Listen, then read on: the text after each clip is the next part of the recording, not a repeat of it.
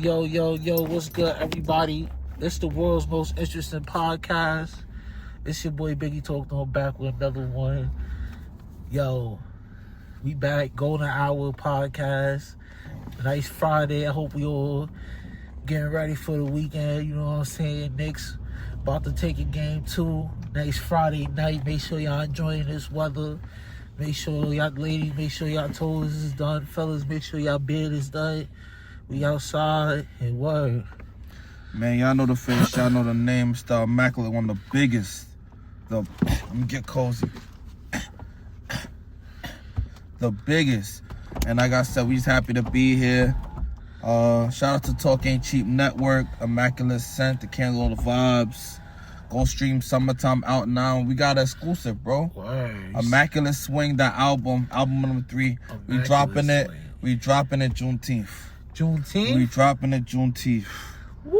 Yeah, we dropping it Juneteenth. Make sure y'all go vote that. You already know. You're gonna drop that Talk to Juneteenth. him. Is gonna make sure we pushing that heavy. Yeah. Can't wait. I got a question. Should I make it an album or should I drop an EP and just have a bunch of music? What do you think is more productive as an artist now? I mean, EPs are more fun. You could put different albums. It's more like you gotta really sit there. It has to follow a specific theme, a specific story, a specific set line. The EP, you just putting your music out there, different vibes for the summertime. Word. Okay, so you do the EP, don't do the full album. 'Cause I got a lot of records. And I'm just sitting on them. Some of these records... Nah, do the EP. If you sit on records, do the EP. Nah, bro. Like I said, I got Belize. I didn't know if I'm gonna put Belize on the record, on the album yet. What other record I said? It was a couple. So, what the other record? Hold on. I know Belize was definitely one. I know we got God Gifted. I could do that. You know what I'm saying? There's a lot of records, bro. Summertime gotta be on the record because I just dropped that. You know what I'm saying? Unless I just leave Summertime as a single. And just put out the whole album, like the original album, because Immaculate Swing was supposed to come out last summer. I just never put it out. Why you just never put it up? My summers be crazy. I'll be having stuff to do. But you could just post it.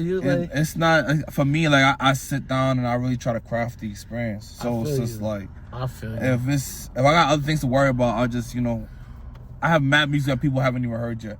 But shout out to all my 600 streamers. All my 600 streams that I got off of my music, I appreciate that. That's what this Golden Hour sun getting a little hot. I had to put the sunroof up, man. It's getting a little hot. It's on 2 on the whip right now. Okay, so yeah, brother, what we talking about today, man? Yo, man, it's a lot going on. I mean, we had a couple interesting convos. You sent me a post on Instagram, but we're gonna talk about what we was talking about outside first. Okay, let's talk about that. So, the whole Jay-Z thing that, Jay-Z's getting at everybody. But we was talking about Fall from Grace. And its aspect of Dame Dash, right? Dame Dash, he was always angry. He was always this person, but it was a time he wasn't considered corny. That actually was considered one of the top minds in hip hop. That was considered one of the top entrepreneurs. That was you can learn a lot from it. You can learn. This is somebody who game I study, like basketball. I study him like that. If you want to get ahead in this rap, if you want to get it as an exec, but it's a lot of faults in his ways. You ever think? Can you think you could ever come back from grace? You think you could, fall from grace, be at that highest level, but at that high level, the way he was treated people, you think he can get in people's good graces again? I think that has to do with character, and I think he's the perfect example of bad character costs. You know what I'm saying? Like everybody who speaks about Dame, bro, like they don't talk about his genius because they talk about how bad his character was. You know what I'm saying? So it's like, bro, like I always say about this all the time. Like money don't make you a better person if you're not naturally a good person. Money is an amplifier. So if you're already somebody who has bad character and bad judgment, lazy, not respectable, you're just gonna be 10 times that, just with money and a little bit more arrogant. So yeah, I just think, like I said, like the character wasn't good. And I think because the character wasn't good, nobody has a good thing to say about him. But doesn't mean he's not a legend still. He's still a legend. He's just somebody who's been living in the past for too long and has to do something in the future that's worth talking about. You think he could come back? You think there was somebody? I think it all depends on who cares. Who cares? Like Drake was somebody who, quote unquote, like you can look at and say like he fell off after the Kendrick shit, and he came back like it was nothing. Like he's back out. Drake is back outside like it's nothing. I mean, in my book, Drake was always good. Not to sound like the super Drake fan, but that's the truth of the matter. Like that's Drake. Like, because you heard about all the stories about how bad his character was during the fall off. Yeah. But like, if you hot and undeniable, and shout out to Ian Dunlap, I think he said be so good they have to work with you. They gotta work with you. If you hot and it's undeniable, bro, you'll always be whatever you gotta be, bro. A lot of people not hot enough to be acting how they acting. That's the problem. Speak on that. It's like a baddie. A lot of dudes will tolerate something from a shorty that's bad that they wouldn't tolerate from a shorty that might not be as bad. Oh, word. You know what I'm saying? Like a shorty could be ridiculously annoying, arrogant, argumentative, all that, but she's fire. A lot of men will be like, all right, it's okay. But let some joint that's big or like not really attractive. And I'm not saying you can't be big and attractive. I'm saying like let somebody who's not conventionally attractive to you say something out of character, boy, you're not about to tolerate that. You're not. That's true. So, like I said, bro, people, you know, they talk all this character stuff, but the lines are getting blurred now with the money and the character. It's getting real blurred now. A lot of people, I think it's true. A lot of people do like make excuses for scummy people. It's a lot of not to throw salt on people like that's hating, because people like be because they like throw that you hating. They like throw that you hating, which is not hating if their character is bad. Then it's like, who cares about their clout, their money, their success, how fly they get? Who cares about that? It's like, yo, if you're a shitty person, you're a shitty person. And a lot of people aren't willing. And I see that in my real life, and a lot of people, and that makes me, and that makes you, and that fucks with you a little bit too. I feel like there's been times that fuck with me, but I'm blessed I'm able to still keep my character. I got a question for you. Is character subjective? Like, is good character subjective? Like, is it situational? Oh, dude, at times it can be subjective though, because that's your moral compass at the end of the day. Not everybody share the same moral compass. So yeah. But you would hope that certain things are universally just what it is. Like, you don't do certain things, you don't act a certain type of way, you don't behave a certain type of way, you don't do certain things to the family, the brotherhood, etc. Yeah, word. Exactly. Things should be a universal. Wait, man, it's hot. Woo, on a 102 on the whip right now. Shout out to the leather, Italian, foreign. If you got a whip that you think we should do a podcast and reach out to us, let's try to do some car conversation in a Maserati or an old Porsche 911. You know what I'm saying? Like let's do it with the stars and the sun. You know what I'm saying? Let's get crazy. Let's upgrade the cameras. We haven't asked for no bread yet. It's already episode 9, 10. You know what I'm saying? Let's start really trying to build this into something that we can really talk about. Yes, because eventually I want to get on Patreon. You want to get on Patreon next? Okay, yeah. So, all right. But we also spoke about something earlier. What? Which one? HBCU? Which one? We could talk HBCU. Okay, so University of Michigan, you told their endowment fund just invested, but some billions. It was like basically the numbers was like 20 million or 2 million. I think it was like 20 million or 200 million, and they turned it into 2 billion. Some millions and billions, like I just said. Just off of investment, they call it the Yale Mafia. You heard about the Yale Mafia? Yale Mafia. Okay. I need a Grambling Mafia. Shout out to my bro Chandler Cooks, man. We was the real. We was about to be Gremlins. Like Yale Mafia. No cap. We had the perfect. So shout out to the Black Innovation and Investment Group. If you know, you know. Big for short. And we had a really good investment group. Yeah, me and my brother. That's fine. Yeah, we had a really good idea about how a bunch of the brightest young minds on campus can invest in the endowment fund. Wow, that's what we wanted to do at Grambling. So what happened? We had a meeting with the now president, Dr. Lamel, about it. We did a presentation. He liked it, and we just never heard nothing about it after that. I don't think it's us following up. I just think at an HBCU, and especially at a lot of black schools, what I'm starting to notice is folks are wearing so many different hats to offset the fact that the finances isn't there. Mm-hmm. So speak on that, cause yeah, I mean, you got to think like some of these institutions' endowment be like $2 billion. Like you got to think Howard is like in the like upper millions, billions, like a lot of money. Like they're like sitting on. Like Howard, I think is the only HBCU that's sitting on $1 billion at least in like endowment funding. So Howard could potentially do something. No, they don't got enough money. Oh, word. They don't got enough money. That's what we was trying to say about like being in those situations and those institutions. A lot of these organizations don't have enough money to even get to the cap table. So let's say, like for example, let's say you had $100,000, but you got bills, you got staff, you got all these different things to pay for. Yeah, you might have money to do some future projects, and that's not including before you got there, people promised people to get things done. You know what I mean? So you gotta still think like, all right, you can try to get grants to help offset some of this money.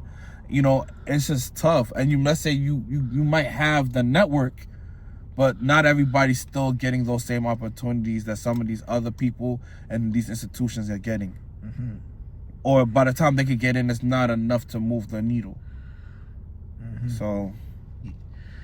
Cause I know, like we was talking, I was like, yeah, could all the HBCUs combined ever make enough? They said all the HBCUs that combined only make 7% of what Michigan has. What? Yeah, bro.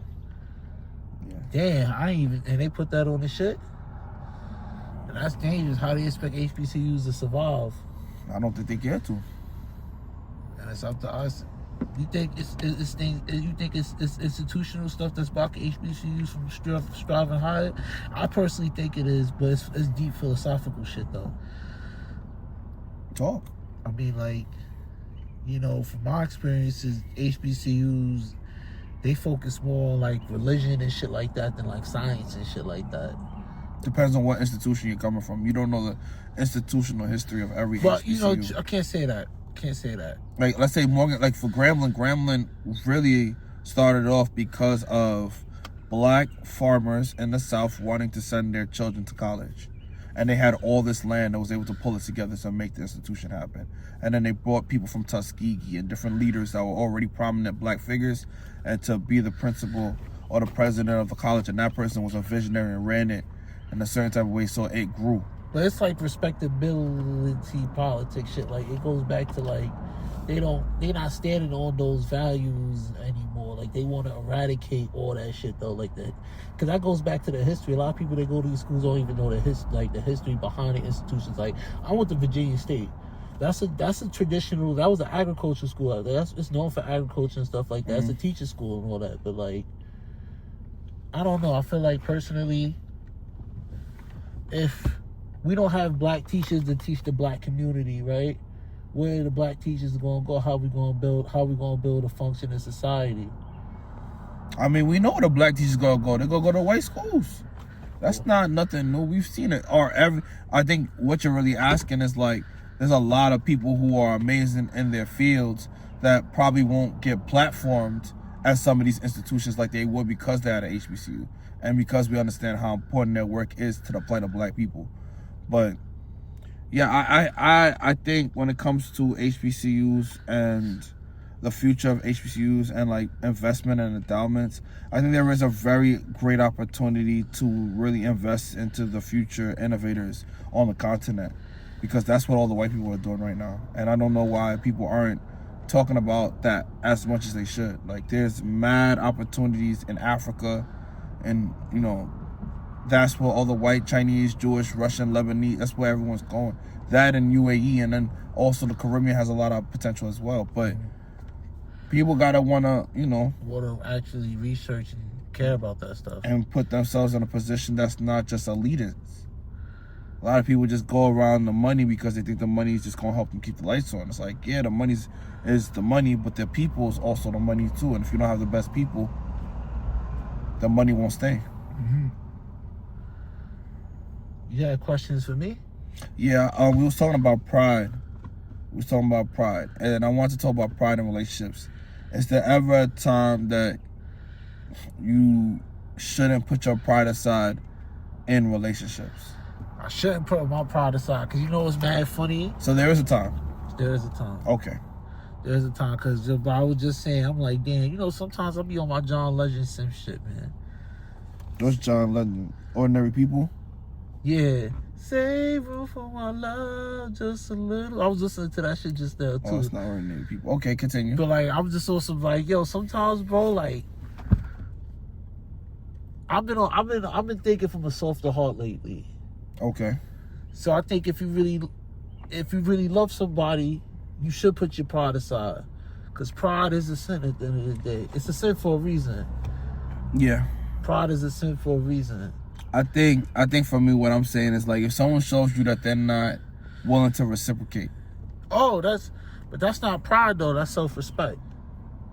If they're not willing to reciprocate they love to you, if they're not willing to reciprocate, then that's just self-respect. You feel what I'm saying? Yeah, so is there a time that you got to put your self-respect and pride? Because I think to have self-respect, you still have to have pride in yourself. Like, I'm not saying you can't be humble, yeah, but, like, there's a level of, like, admiration that you should have.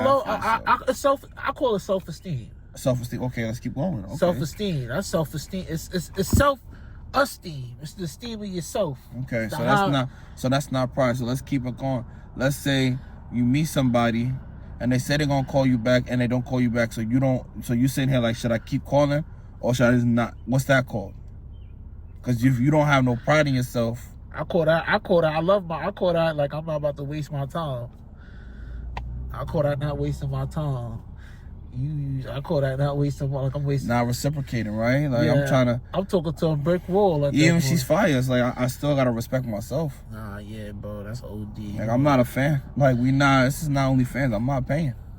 I'll take you out to eat, but I mean, I gotta, you know what I'm saying? Like, if I'm paying for the vibe, not because of you. Like, let's not get this shit misconstrued. So, yeah, it's tough out here, man. That was just curious. I just wanted to see what you thought about that. Because especially, like, let's say you're not where you need to be. Yeah. Is that still self-esteem, or is that just being a realist? Like, all right, bro, like, maybe you're not. That's self-esteem. I love myself. Yeah. He said, I'm still there. I don't care. I love myself to know that I'm fucking up right now.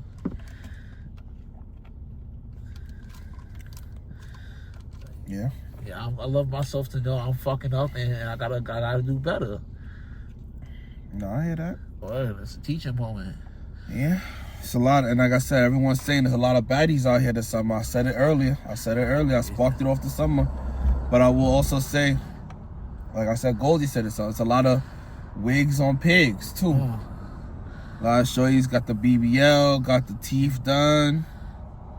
Boogie said it. You know what I'm saying? Like, so he dropped a couple months ago. The baddies is fake and made of plastic. He said the baddies is fake and made of plastic. It's crazy. The baddies is fake and made of plastic. I have you scared. The baddies is fake and made of plastic. Yeah, that's crazy. That's crazy.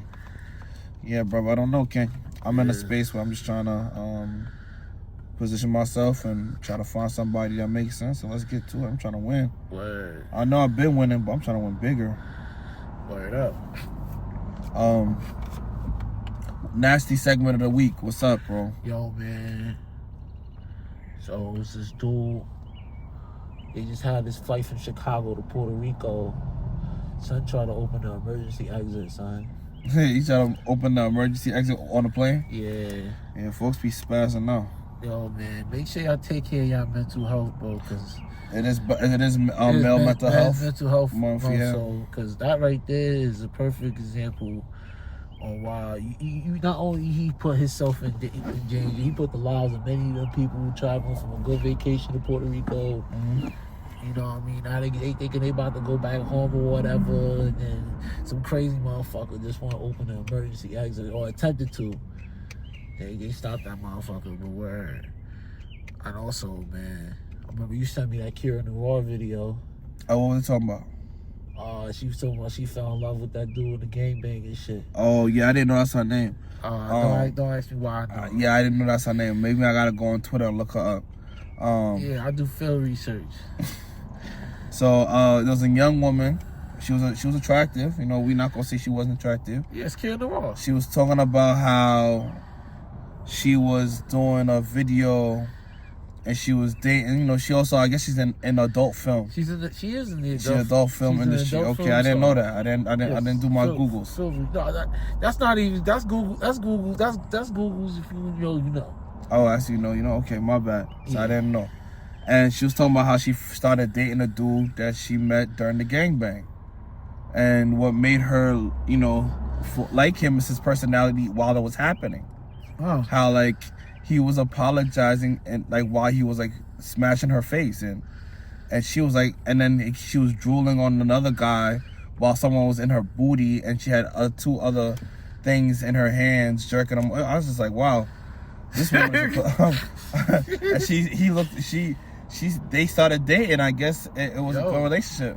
Yo, so this is gonna lead to my question: how important is personality? Personality is definitely, I guess, important for her because she didn't give both of them didn't care what the situation was. It's probably both of their occupations. But that go back to pride aside. Some put his pride aside. They both put their pride aside. They both put their pride aside right now. She's put her pride aside because she gets fucked for bread, and he put his pride aside because he probably get paid to do that. Oh, that's what I'm saying. It's probably different. It's a little different because they're in the same industry. That's probably normal. But if it's just somebody like that she has met off the street, and you find out your shorty is a porn star, and like you and 80 of them, it's like imagine you and 80 of your friends meet a shorty, and y'all run down on her, and she's willing to get flipped by everybody, and then you started dating her. Nah, that's crazy. Like, all right, we guess she look good or she might be with the shits, but like, nah, that's too much. 8 is crazy. That's what I'm trying to tell you. Anything over 1 sometimes is a little too crazy. Yeah, one. It depends on the man's though. Now I was just talking about me. I wasn't talking about inviting nobody. Oh nah, I'm not talking about inviting nobody either. Hell no. I'm just saying like what you were saying about, you know, who fled before me. But whoa. Yeah, cause even I don't know, like folks was having a lot of conversations about like, oh, if your shorty, you know, why if a shorty got a lot of body, they still having these body conversations, bro. Just accept that she a hoe and move on, bro. Word, man. Just accept it. Like if you like her enough, you don't care, bro. Word, bro. Well, she not fucking the next nigga. While she with you? Yeah, exactly. That's not even a respecting thing. That's more of a health thing. It's a health thing. Like you don't even know who this nigga is. You don't know what he got going on. And then she's just like not respecting that you. I mean, just shit not up to par, or she just a freak like that. Word. Oh, so homie was saying this earlier on this game. He was like, bro, a lot of these men are freaky bums. He said, stop trying to be with a freaky bum. Like, go get your money up, make sure your money right, and then start dating. Because you're not. A lot of people's problems, especially men, their problems come from the fact that they ain't got no money, and they think it's a woman problem when it's a reality. It's they ain't got no money. Because if you got money, you're not having those woman problems. That's what he said. I don't know. Do you think that's true? I think that shit is true. Like if so you think if you got money, you ain't gonna have no woman problems? Oh, you still gonna have woman problems because women are emotional beings. And women are never satisfied. So women are emotional beings and are never satisfied? Yeah. Damn. But in a good way. How could that be a good way? Men, I don't know. It's just, you know, like, I don't want to sound misogynistic or nothing. You already opened the can of box. You call it Pandora's box, the can of worms. You want to talk about it? Talk about it. Like, you know, you gotta always have, he's right though. You gotta have money, because if you don't have money, they're gonna be like, what the fuck, love? You broke. Women will say that. You know, women are cool, bro. You know, Cleve, you've been in these streets, man. I ain't holding back. I don't have these problems. I don't even entertain people like that. So I'm just you know what I'm saying? Like I don't like the women I like, they got money, so they don't need my money for real. It's just if I got money, then that's just an enhancement to the family structure that we're trying to build. Like she don't need my money. And then also like even if I have money, my responsibilities outgrow, I think, my responsibilities right now outgrow dating and all those other things. Like, yeah, I could still go out. We could go out to eat and all that. That's not a big deal. And we could travel. But if you want that every single day, unless you're my wife, that's not happening. I'm not there. I'm not there yet. I got so much on my plate. So, shit. And my peace of mind is so valuable to me right now. It's bad, bro. Like, if I don't want to do nothing, I'm not doing nothing. People want to just be robots and machines, and that's not my routine. My routine is peace. Like, I'm relaxing today. And you know what? On that peaceful note, we finna sign out. It's your boy Biggie. Talk to him, ENT. You know the vibes. The vibes of the world's most interesting podcast. Man, y'all know the face, y'all know the name. Talk to me nice, don't talk to me at all. It's your boy Immaculate Cletus Real Talk, the biggest. And like I said, Immaculate Swing. We aiming for Juneteenth, because I will be in Zanzibar for Black to Zanzibar the week before while I'm in Zanzibar. Actually, that time. So I'm gonna try to make sure I queue it up probably in the next couple of days, so that it comes out while I'm in Zanzibar. We could drop the album, do the album release in Zanzibar, really go up. So I'm excited, and yeah, let's have a great summer. Yo, let's have an amazing summer. Signing out. Make sure y'all run up the likes, the subs, and the hype. Make sure y'all keep tapping in. Make sure y'all comment, subscribe, all that. Peace. Toss me nice, don't toss me at all. Immaculate. It's the summertime, we outside, never in. Get ready to hit the beach with your friend. Making moves, day parties, traveling. Make sure you smell good, pull on deodorant. All the bags will be in Brooklyn.